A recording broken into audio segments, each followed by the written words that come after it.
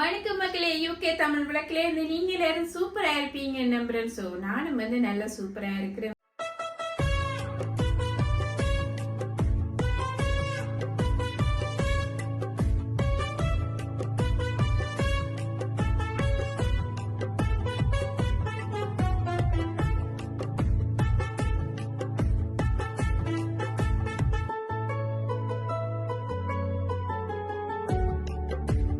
இன்னைக்கு பார்த்தீங்கன்னு சொன்னால் தேங்காய் பால் சாதம் செய்து காட்ட போகிறேன். நல்ல ஒரு பிரேக்ஃபாஸ்ட் ஒன்று செய்ய போகிறேன்.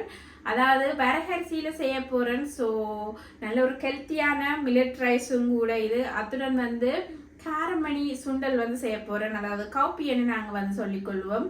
ஸோ இதில் யம்மியாக இருக்கக்கூடிய நல்ல புரோட்டீன் நிறைந்த உணவு பிரேக்ஃபாஸ்ட்டுக்கு சூப்பராக இருக்கும். ஸோ எப்படி செய்கிறா என்ன மாதிரி செய்கிறேன்னு சொல்லி காணொலிக்கு போய் பார்க்குறதுக்கு முதல் என் சேனலில் யாராவது புதுசாக பார்க்குற நீங்களா இருந்தால் பெல்லைக்கோனை ப்ரெஸ் பண்ணி ஒரு சப்ஸ்கிரைப் கொடுத்துக்கொள்ளுங்க. அத்துடன் உங்களோட ஃப்ரெண்ட்ஸ் அண்ட் ஃபேமிலிக்கு ஷேர் பண்ணிக்கொள்ளுங்க. ஸோ இப்போ காணொலிக்கு போய் பார்த்துக்கொள்வோம் எப்படி இந்த பிரேக்ஃபாஸ்ட்டை நான் உங்களுக்கு செய்து காட்ட போகிறேன். தேங்காய் பால் அதாவது ரைஸ் செய்து கொள்ள போகிறேன். இந்த பனி விறகு ரைஸில் செய்ய போகிறேன். இது மில்லட்ஸ் வகையை சேர்ந்தது. ஸோ இதில் தான் நல்ல ஹெல்த்தியான முறையில் தேங்காய் பால் ரைஸ் செய்து கொள்ள போகிறேன். அத்துடன் பார்த்தீங்கன்னு சொன்னால் காரமணியனும் சொல்லிக்கொள்வினோம். நாங்கள் ஸ்ரீலங்கா ஆக்கள் கௌப்பியன்னு சொல்லிக்கொள்வோம் இதை. ஸோ இது 8 to 10 மணித்தியாலம் வரை ஊற வச்சு எடுத்து வச்சிருக்கிறேன். இந்த கௌப்பி தான் இதில் இருக்குது. பார்த்தீங்கன்னு சொன்னால் பிளாக் ஐ பீன்ஸ்ன்னு சொல்லப்படுது. ஸோ இந்த பீன்ஸ் எடுத்திருக்கிறேன். ஸோ இது இந்த அளவு ஒரு 200 கிராம் அளவில் இருக்குது. ஸோ இதில் தான் இந்த பிரேக்ஃபாஸ்ட்டை உங்களுக்கு நான் செய்து காட்ட போகிறேன். ஸோ இப்போ இதை வடிவாக கழுவி எடுத்து வச்சிருக்கிறேன். இதை ப்ரெஷர் குக்கரில் அவிச்சு கொள்ள போகிறேன். இப்போ பார்த்தீங்கன்னு சொன்னால் ஊற வச்சிருக்கிற இந்த கவுப்பியை இதுக்குள்ள அவிச்சுக்கொள்கிறேன். நீங்கள் அடுப்பில் கூடி அவிச்சுக்கொள்ளலாம். ஸோ நான் இதில் ஈஸியானபடியாக இதில் அவிச்சுக்கொள்கிறேன். இதுக்கு தேவையான அளவு உப்பு போட்டுக்கொள்கிறேன். ப்ரெஷர் குக்கரை மூடிட்டு டைமை போட்டுக்கொள்வோம்.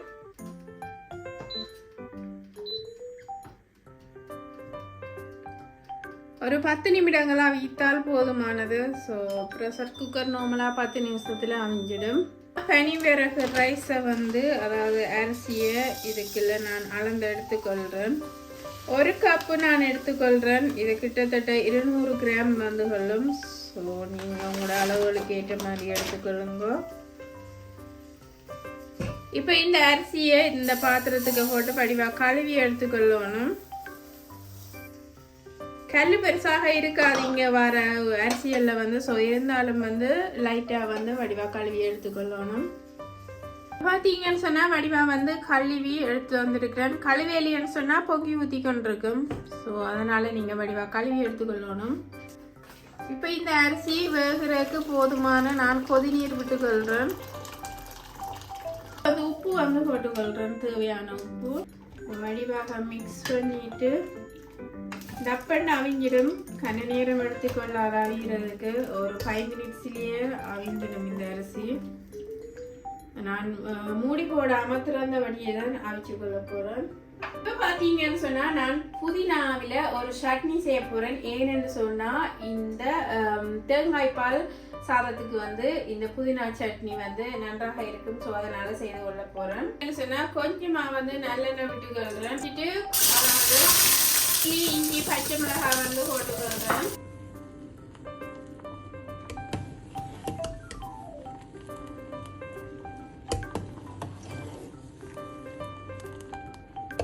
பார்த்தீங்கன்னு சொன்னா கடுகு போட்டுக்கொள்கிறேன்.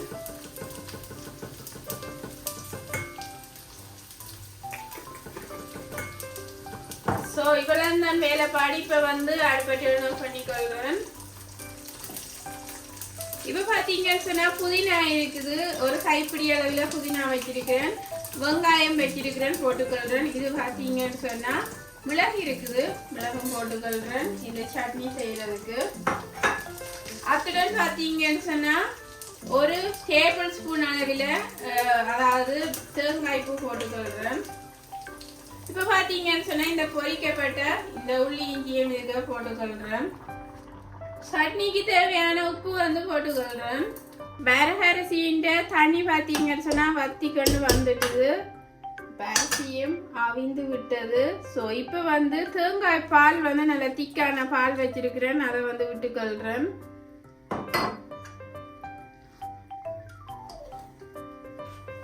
இனி இந்த பாலில் தான் இந்த அரிசி அவிய போகுது. அந்த அடுப்பை நல்லா குறைச்சி வச்சுட்டு இந்த பாலில் இந்த அரிசி அவிஞ்சு கொள்ள போகுது. பாலை இப்படி மூடி விட்டு அவிச்சு கொள்ளுவோம்.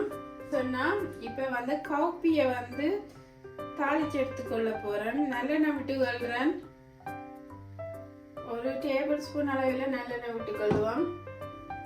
இப்போ வந்து கடுகு போட்டுக்கொள்றேன். பார்த்தீங்கன்னு சொன்னா பெருஞ்சீரகம் போட்டுக்கொள்றேன்.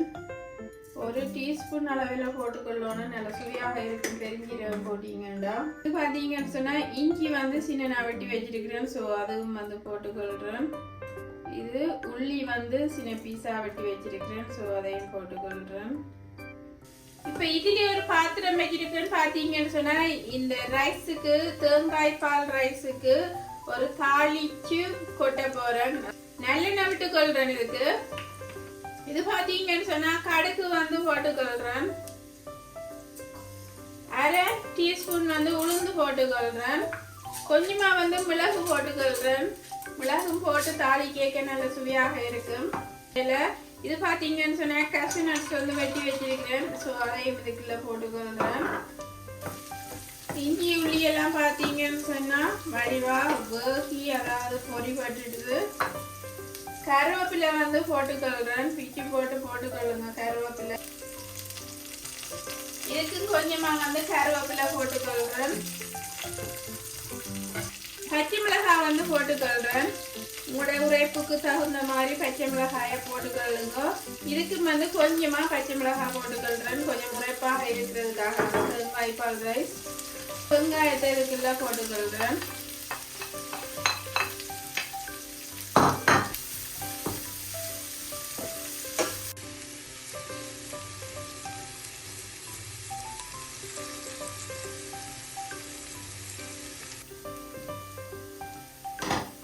வரகரிசி பார்த்தீங்கன்னு சொன்னால் நல்லா தேங்காய் பாலில் அவிஞ்சு சூப்பராக வந்துட்டுது. இப்போ அடுப்பை வந்து நான் டர்ன் ஆஃப் பண்ணிக்கொள்கிறேன்.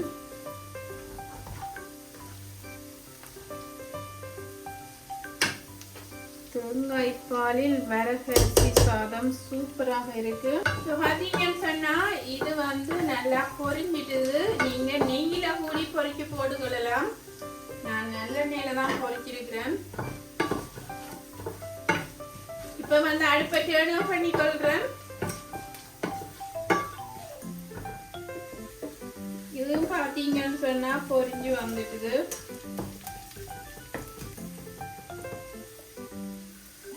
பார்த்தீங்கன்னு சொன்னா சூப்பரா பொரிஞ்சிருக்கு. இப்போ வந்து இதுக்குள்ள போட்டுக்கொள்றேன். நல்லெண்ணெய் பொரிச்சு அதுல போட்டிருக்கிறேன். நீங்க வேணுமென்னு சொன்னா நெய் கூடி போட்டு பொரிச்சு கொள்ளலாம். இப்போ இந்த வெங்காயம் பொரி பட்டுடுது.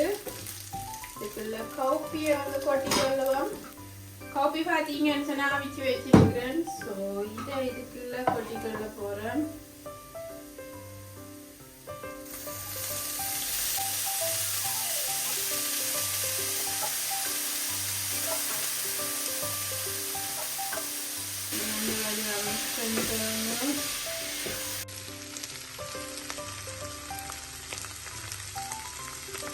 அடுப்பை டர்ன் ஆஃப் பண்ணிக்கொள்றேன்.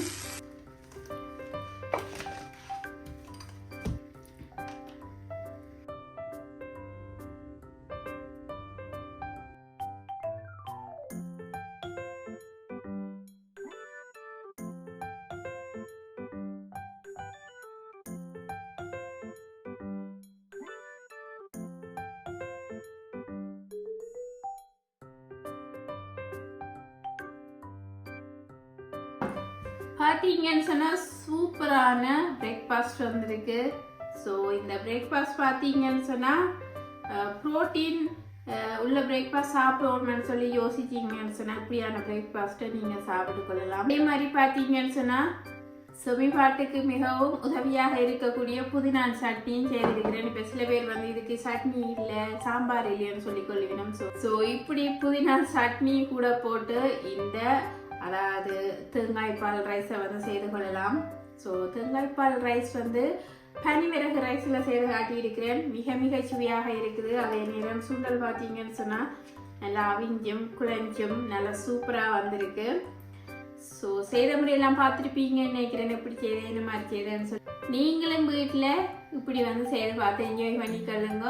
அதே மாதிரி உங்களோட ஃப்ரெண்ட்ஸ் அண்ட் ஃபேமிலிக்கு ஷேர் பண்ணிக்கொள்ளுங்க என்னுடைய காணொலியை.